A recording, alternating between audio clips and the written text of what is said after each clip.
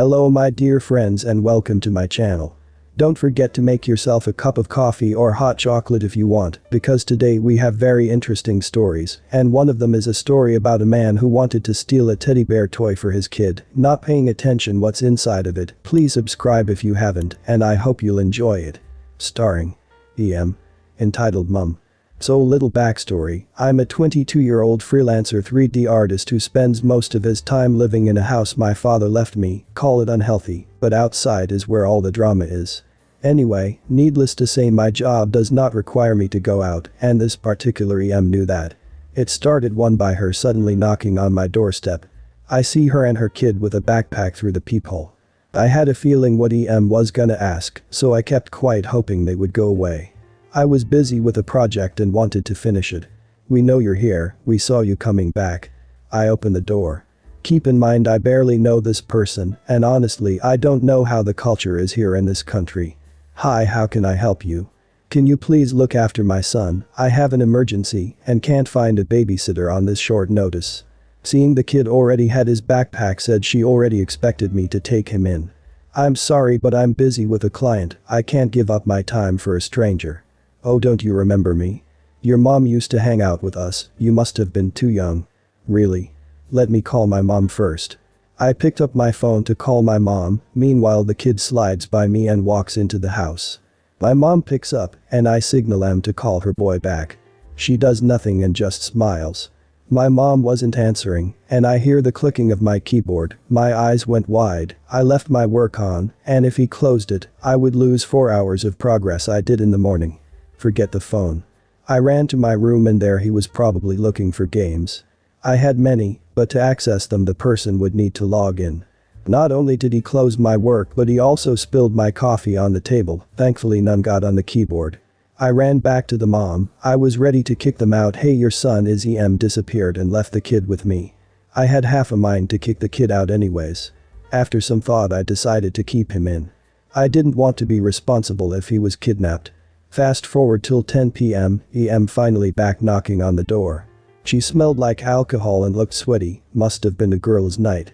Meanwhile, I had no time to work, the entirety of the time was spent cooking extra food and stopping the brat from killing himself. Most of the furniture in the house I made myself, and I know personally how they can break if rough enough. I opened the door. Hey, sorry I was law. I literally picked up the kid and threw him at the mother.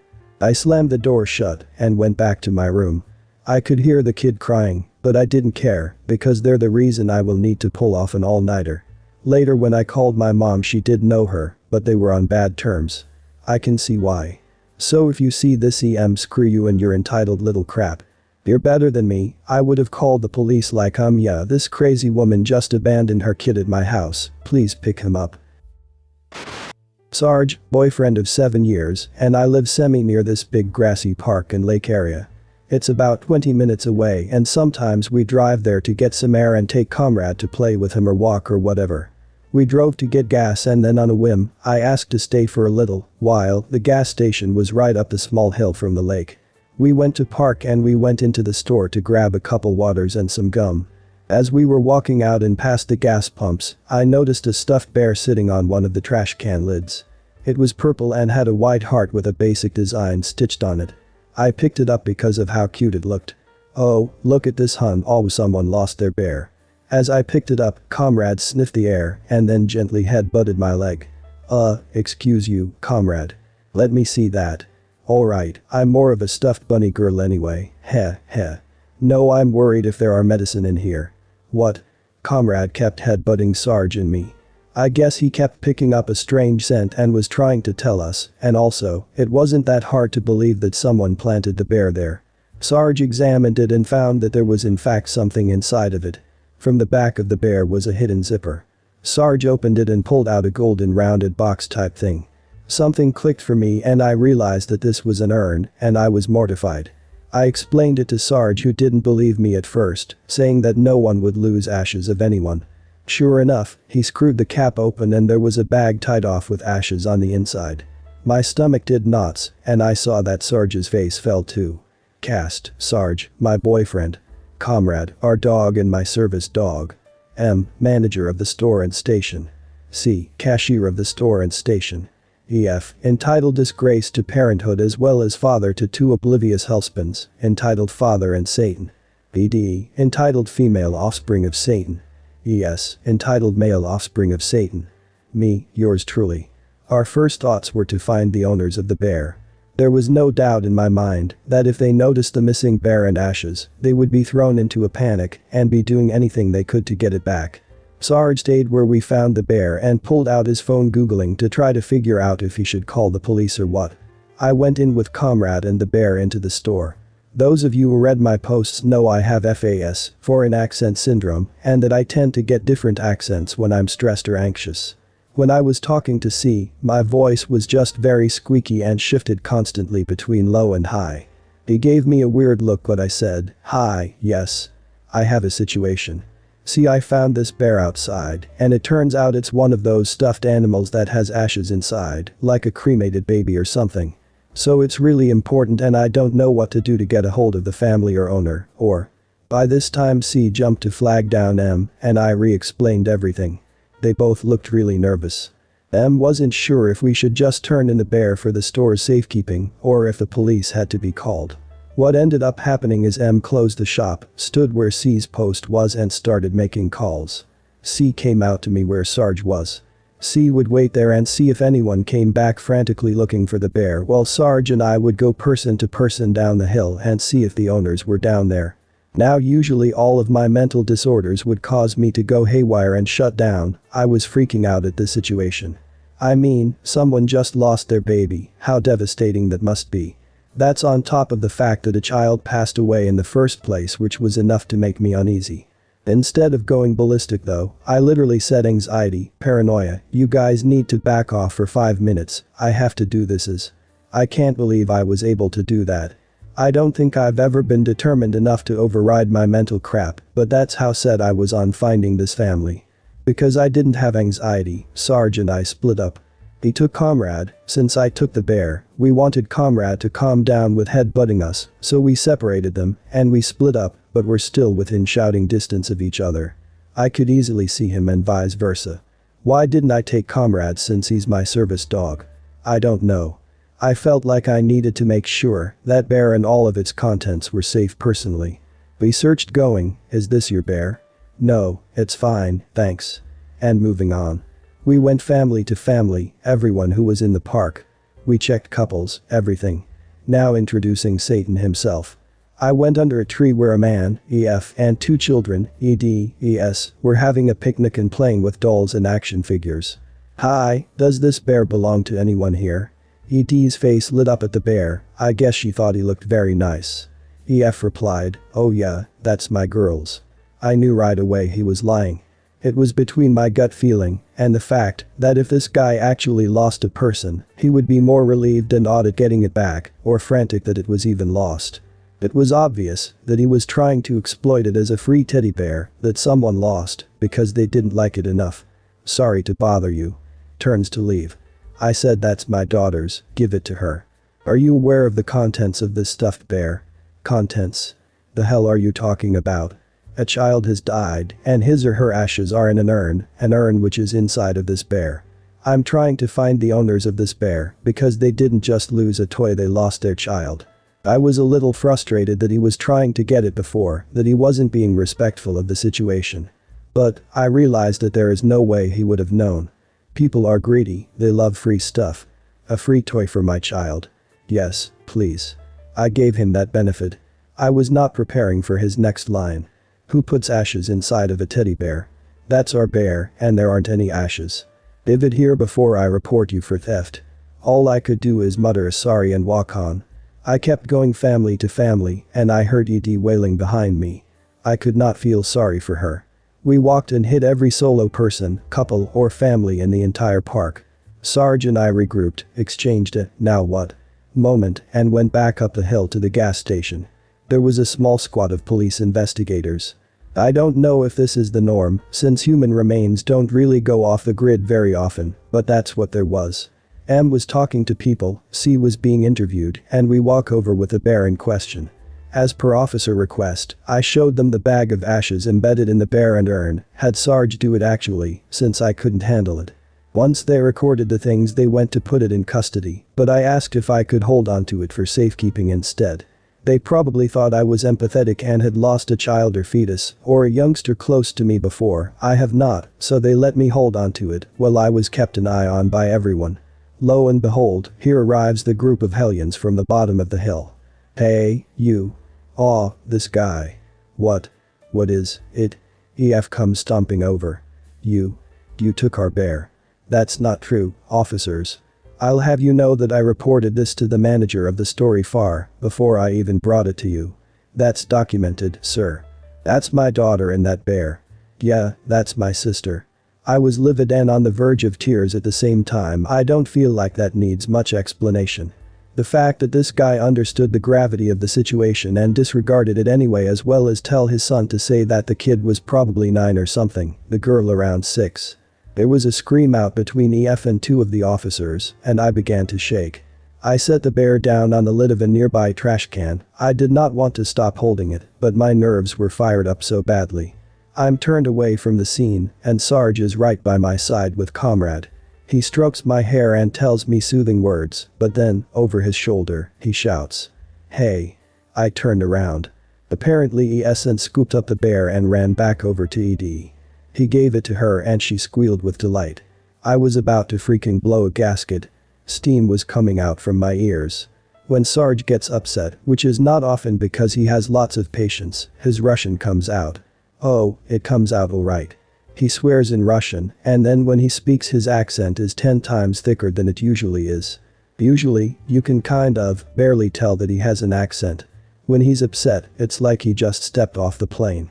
One of the officers moves to take the bear back, but EF blocks him with his body. What are you going to do, huh? Take it from her hands.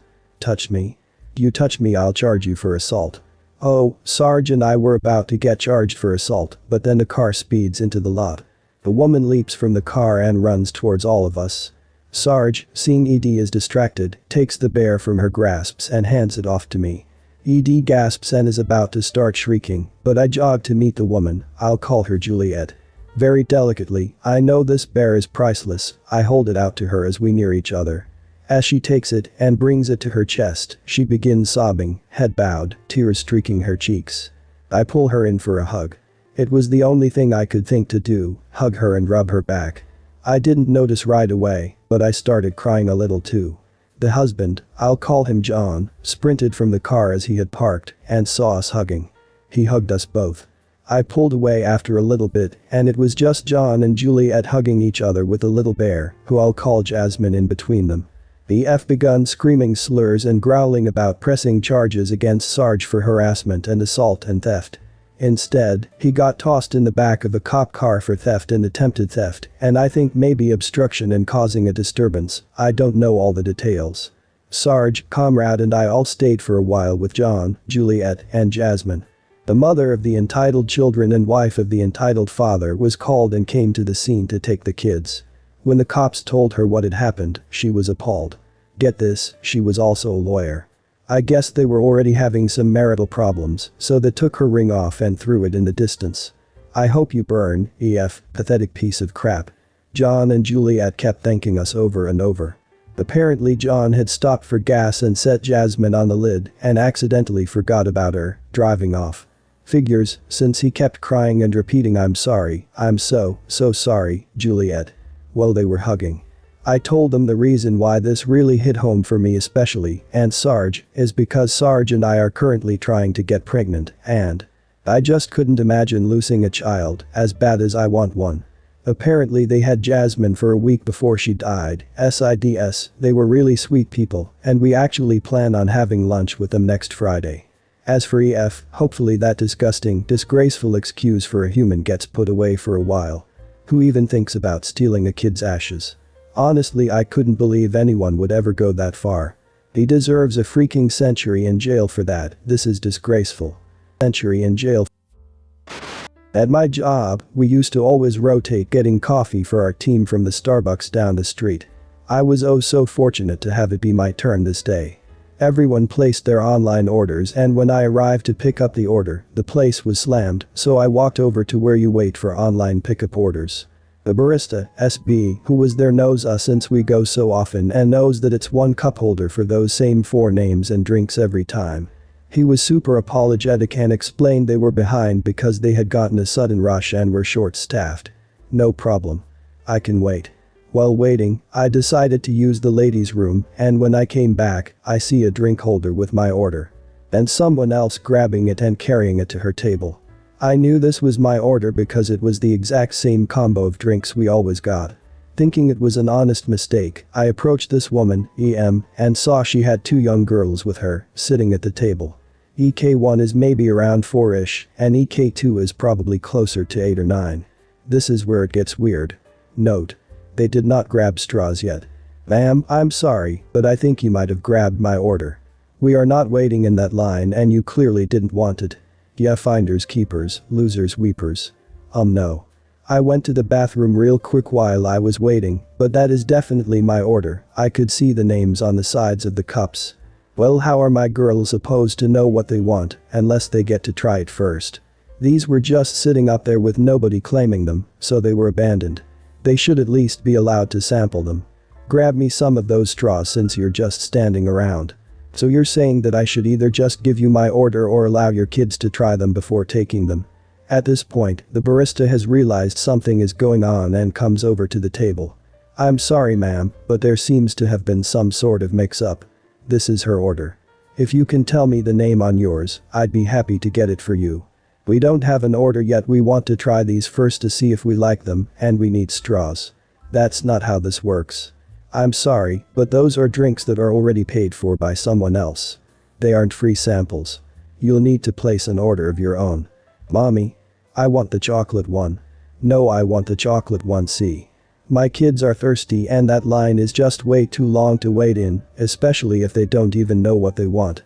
Realizes that the chocolate drink the kids are pointing at is literally 8 shots of espresso over ice, with some almond milk and a drizzle of chocolate syrup, so I know they aren't going to like it and will probably freak out and not want anything. You know what? You're right. Asking you to wait like everyone else is just unacceptable. Go right ahead and try that one. I don't mind. At that point, the younger kid grabs the cup, removes the lid, takes a huge gulp, immediately gags, goes to put the cup back on the table, and spills it all over EM. EM grabs the kids and drags them out, screaming about how I tried to poison her child. I stuck around and helped SB clean up the mess as I definitely contributed to it, and he remade the drink for me. When I got back to work, my coworkers asked if I got lost because I was gone so long. That was probably the highlight of my week. Considering the caffeine content in that drink, that should be an interesting ride home for EM. Unless the kid's got undiagnosed ADHD, she'll probably be the most focused and docile she's ever been in her short, entitled life. Well guys, that's it for today. If you end up enjoying this video, please consider subscribing, and if you missed the last episode on the channel, I'm gonna link it right here. The story is about a woman who nearly kills OP's brother because of OP's backpack. Check this out if you haven't, and I'll see you in my next video.